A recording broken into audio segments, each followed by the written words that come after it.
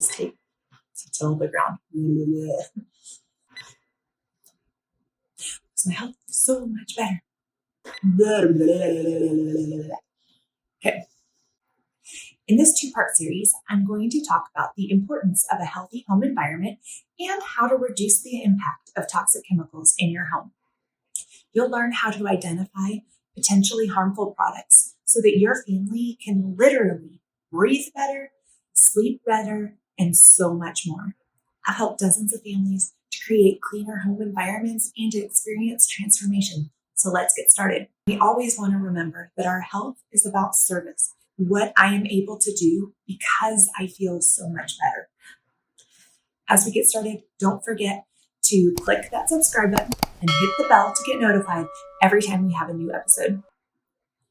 Let's read from Genesis 2, verses 8, 10, and 15.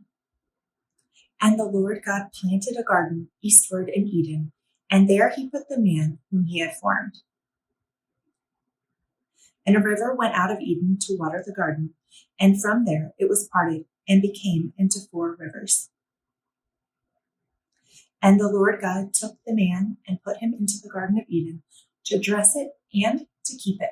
So looking at this passage, we can see that we were created to live in a garden. We were surrounded by shrubs and trees and flowers, and rivers were flowing out. And also the humans lived in contact with the ground. They weren't in buildings and floors and raised multi-level apartments and all of these things. They didn't have electricity or cell phones, internet, pharmaceuticals, chemical cleaners, airtight houses even. None of these man-made things had been invented yet. And please hear me, I'm not saying these things are bad, evil, anything like that. I believe we were created to invent in the image of our Creator. They do alter our experience and what we were designed to experience. And though we were created to live in the Garden of Eden in perfection, Adam and Eve sinned, we see in Genesis chapter 3, verse 23. Therefore, the Lord God sent him forth from the Garden of Eden to till the ground from where he was taken. Out of Eden, man is chosen to do his own thing, taking what God created and trying to improve upon it. As a result, straight from the EPA's website, a direct quote, "In the last several years, a growing body of scientific evidence has indicated that the air within homes and other buildings can be more seriously polluted than the outdoor air in even the largest and most industrialized cities. Other research indicates that people spend approximately 90% of their time indoors. Thus, for many people, the risk to health may be greater due to exposure to air pollution indoors rather than outdoors. Our homes are filled with chemicals. They're in our cleaners, our personal care products, our cosmetics, and even our pots and pans. And most of these chemicals are non-carbon based, and they're hard for our bodies to break down. These can negatively impact both our health and our environment. Many people assume that if a product is in the grocery store and on a store shelf, that it's been tested and is safe for use in your home. But that's simply not the case. Did you know that most ingredients in commercial cleaners have never been tested for safety? That's right, never. The Toxic Substance Control Act was enacted in 1976 to ensure that chemicals were safe. However, there are a few major loopholes. Instead of requiring chemical manufacturers to prove that their product is safe before putting it on the shelf, the law requires that the government prove the substance causes harm in order to remove it. Companies don't have to clear even a basic safety review before using a chemical in consumer products.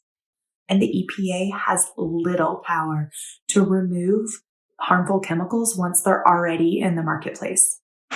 On June 22nd, 2016, the Frank R. Lautenberg Chemical Safety Act was passed. This law updated the Toxic Substance Control Act. The new law includes much needed improvements, such as mandatory requirement for EPA to evaluate existing chemicals with clear and enforceable deadlines, new risk-based safety standard, increased public transparency for chemical information, and a consistent source of funding for the EPA to carry out the responsibilities under the new law. Because some are concerned if there will be enough EPA funding for all of this new work, and if the bill's timeline for reviewing chemicals is fast enough. It will be decades before the EPA can finish evaluations for the first 90 chemicals on the list that has already been identified as high priority. The Toxic Substance Control Act allows chemical manufacturers to keep the ingredients in some chemicals secret, so we have no idea what they are. According to the EPA, nearly 20% of the, wait for it, 80,000 chemicals are kept secret. This makes it difficult for consumers and businesses to find the information they need to identify which chemicals are safe and unsafe. Chemical manufacturers do not have to demonstrate that their products are safe before they go into use. The law requires the government to prove actual harm in order to control or to replace a dangerous chemical. And the reason that some of these chemicals threaten our health is because of easy absorption. We breathe, absorb, and ingest chemicals. Mass production, billions of pounds are produced every year. Too little testing. There's not enough studies that have been done.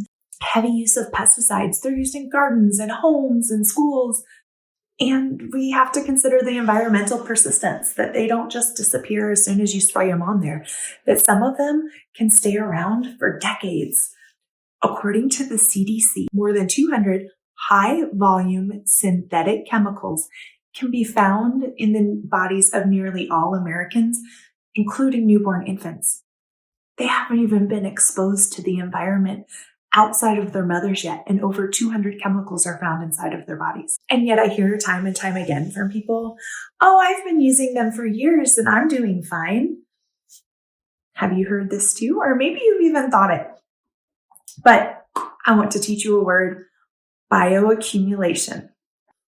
Bioaccumulation is also known as body burden. It is the cumulative level of toxins in the body because you don't absorb them and then just excrete them. Many of them, just like in the environment, accumulate over time. Continuous exposure overloads our natural detoxification system and leads to a buildup within our bodies. The EPA has stated that small amounts of chemicals are not harmful to the body. What happens when all of these chemicals build up? Because there's a small amount of chemicals in every single product you use, every single day, day after day, year after year. A small amount of chemicals in those products, when tested alone, may not be dangerous. But what happens when they're in every single product, used over time, and they're not fully eliminated from the body? Do you see where this can get a little sketchy? If you picture yourself as a glass, in fact, let's make this pretty visual. We're going to pretend like this glass is your body. This is just an overflow because we're not in front of a sink. And then this water represents the chemicals that we're using within our products. So you wake up in the morning and you brush your teeth. The toothpaste has some fluoride in it. That's accumulating. And then you wash your face. Use a toner, a moisturizer, and then you apply some foundation, eyeshadow, blush, mascara. See, we haven't even left the bathroom yet. It's getting pretty full. And this is assuming we haven't jumped in the shower and started slathering ourselves with all sorts of other things. And then let's say your hair, it's an easy hair day, so you just use a little hairspray. Then you walk out into the kitchen and there's some dirty dishes still in the sink. So you wash them with the dish soap. Spray down your counters after making breakfast. And then before you go out the door, you spritz yourself with a little bit of perfume. Do you see how time after time, in one day, those little chemicals can build up in your body? Clearly, it's not a direct representation, but the point's kind of clear. So consider this. Many of the chemicals The effects don't show up when you use them the first time. They happen when the chemical has built up into your body. And you see how when they're within every product that we're using, how quickly that buildup can occur? Although sometimes, depending on the products you use and depending on how clear your body's detoxification systems are, there's so much that goes into that. But depending on those things, sometimes it can take years for that to happen. And then all of a sudden, these symptoms start showing up, and people are thinking, but I've been fine and been able to use that product before. Why do I suddenly have an issue with it? And the reality is your body always kind of had an issue with it, but it was able to push it down and keep it down and keep up. And then it can't keep up anymore. So what can we do? Clearly, there's no way that we can avoid every single chemical out in our environment at all times, right? But you can control what comes through the threshold of your door in your home. So exactly what does that look like? I'm so glad you asked. Join me next week for part 2 as we walk through the small, simple changes that can make a huge impact. See you next week. I'm going to read this. Whoa. I'm going to turn. Whoops.